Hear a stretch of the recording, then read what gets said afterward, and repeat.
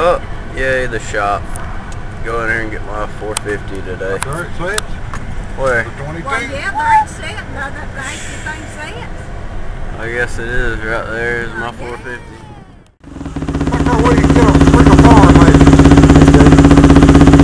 Go ahead.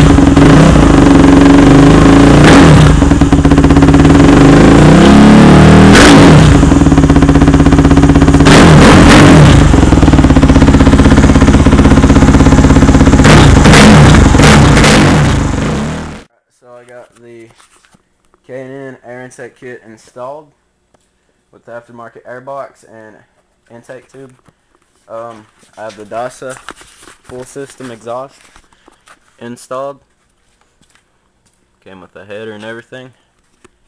And this thing is insane now. I'm so glad I bought it because it like increased power like by a crap load. I rode it once. I'm not going to ride it without the Power Commander. The Power Commander 3 should be in tomorrow or Friday, so then I'll be able to ride, go to the track, and it'll be pretty insane then. So that about wraps it up. Finally got it. Waiting on the Power Commander. I'll start it up real quick for you actually. Sounds so wicked, man.